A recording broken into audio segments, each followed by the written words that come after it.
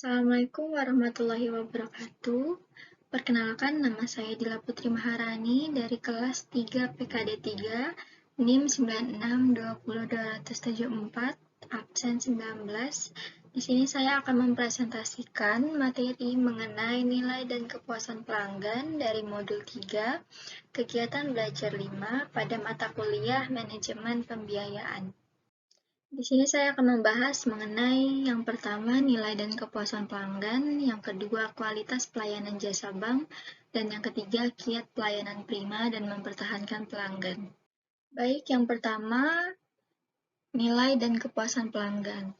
Nilai pelanggan merupakan persepsi pelanggan terhadap kualitas atau manfaat produk dan pengorbanan yang dilakukan lewat harga yang dibayarkan. Semakin baik nilai bagi pelanggan yang diberikan oleh perusahaan, maka pelanggan semakin merasa puas terhadap produk tersebut. Hal ini berarti nilai bagi pelanggan berpengaruh positif dan signifikan terhadap kepuasan pelanggan. Kepuasan pelanggan adalah tingkat kepuasan pelanggan setelah mendapatkan produk atau layanan yang diberikan oleh sebuah bisnis.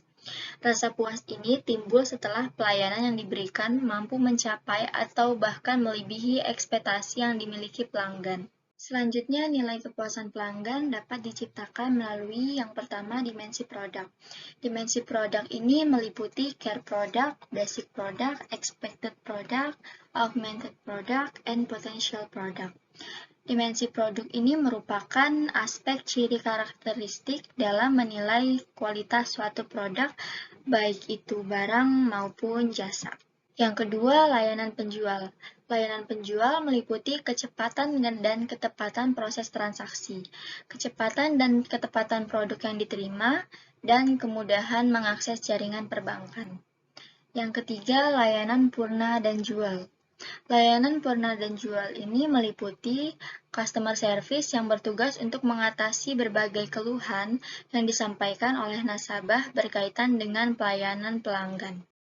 Selanjutnya, terdapat beberapa tipe dari konsumen. Yang pertama, konsumen yang puas. Konsumen tersebut melebihi apa yang diharapkan, sehingga ia akan loyal terhadap produk tersebut dan akan terus melakukan pembelian kembali. Yang kedua, tipe konsumen defectors. Tipe konsumen defectors ini merupakan konsumen yang merasa pelayanan yang diberikan perusahaan itu biasa saja dan akan berhenti membeli produk tersebut. Yang ketiga, tipe konsumen teroris.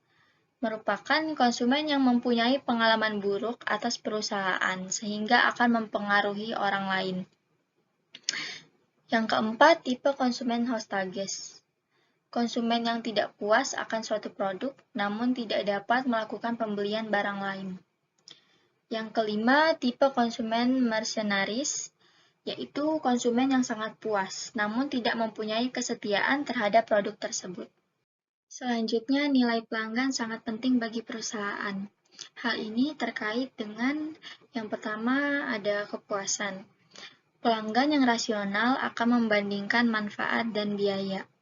Biasanya pelanggan akan membeli suatu produk jika manfaatnya lebih besar dari biaya yang harus dikeluarkan. Hal ini akan memberikan mereka kepuasan. Yang kedua, ada posisi pasar. Dengan menciptakan nilai yang unggul, perusahaan akan bisa mendorong pelanggan akan lebih loyal lagi terhadap perusahaan kita. Jika produk yang Anda berikan nilai yang lebih baik, mereka tentu saja akan memilih produk perusahaan kita. Selanjutnya, yang ketiga, mengamankan uang. Karena persaingan di pasar adalah dinamis, nilai relatif yang Anda berikan juga bisa bervariasi, bahkan ketika Anda tetap mempertahankan keunggulan saat ini.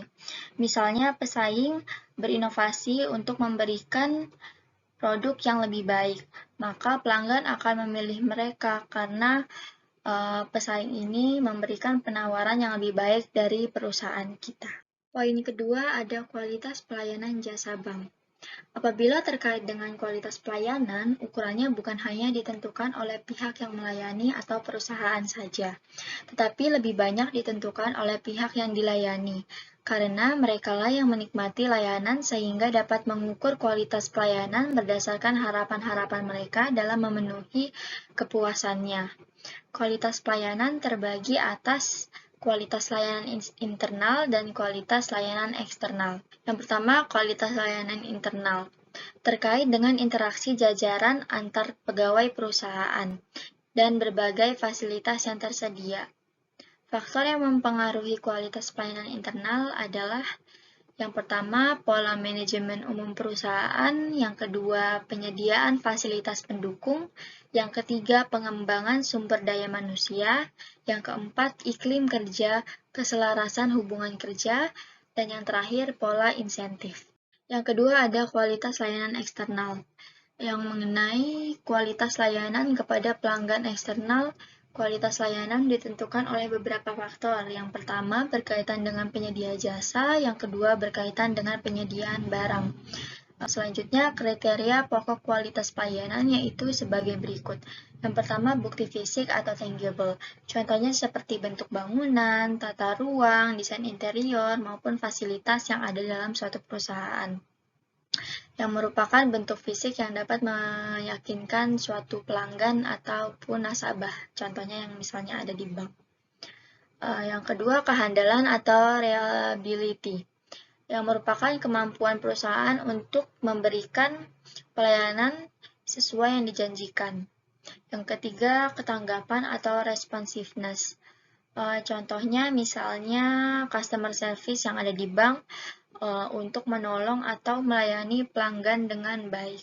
Yang keempat, jaminan atau assurance, yaitu kemampuan pegawai bank untuk memberikan rasa percaya kepada nasabah. Kelima, ada empati, dengan memberikan perhatian yang tulus dengan berupa memahami keinginan pelanggan. Poin yang ketiga, ada kiat pelayanan prima dan mempertahankan pelanggan. Yang pertama, kemauan dan kemampuan personil. Semua personil bank atau petugas yang bertugas pada frontliner seperti customer service, teller, dan petugas keamanan harus mempunyai motivasi tinggi dengan penuh rasa tanggung jawab untuk memberikan pelayanan terbaik kepada nasabah atau calon nasabah. Yang kedua, pengembangan database. Perlu melakukan pengembangan database lebih akurat, terutama data kebutuhan dan keinginan nasabah dan kondisi persaingan. Yang ketiga, relationship marketing.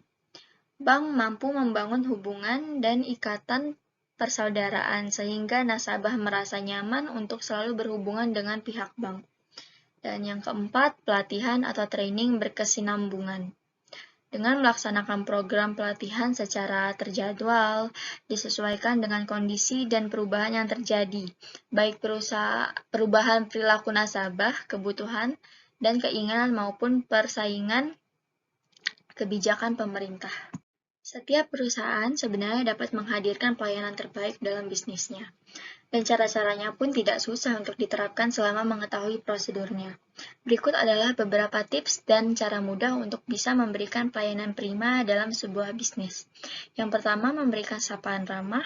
Yang kedua, memberikan batasan waktu pelayanan. Yang ketiga, responsif dan reaktif. Yang keempat, lakukan survei dan evaluasi. Yang kelima, perhatikan penampilan. Yang keenam, kesediaan melayani. Yang ketujuh, pengetahuan dan keterampilan. Yang kedelapan, tepat waktu dan janji. Yang kesembilan, kejujuran dan kepercayaan. Yang kesepuluh, efisien. 11, kepastian hukum. Selanjutnya, keterbukaan. Biaya tidak rasial. Dan yang terakhir, kesederhanaan. Baik, yang terakhir ada kesimpulan. Semakin baik nilai bagi pelanggan yang diberikan oleh perusahaan, maka pelanggan semakin merasa puas terhadap produk tersebut. Ada 5 kriteria pokok kualitas pelayanan, yaitu bentuk fisik, kehandalan, ketanggapan, jaminan, dan empati. Untuk mewujudkan kualitas pelayanan yang baik atau prima, pada industri perbankan terdapat 4 kiat, yaitu kemauan dan kemampuan personil, pengembangan database, relationship marketing, dan pelatihan atau training yang berkesinambungan. Setiap perusahaan sebenarnya dapat menghadirkan pelayanan yang terbaik dalam bisnisnya, dan cara-caranya pun tidak susah untuk diterapkan selama mengetahui prosedurnya. Baik, cukup sekian presentasi dari saya, kurang lebihnya mohon dimaafkan.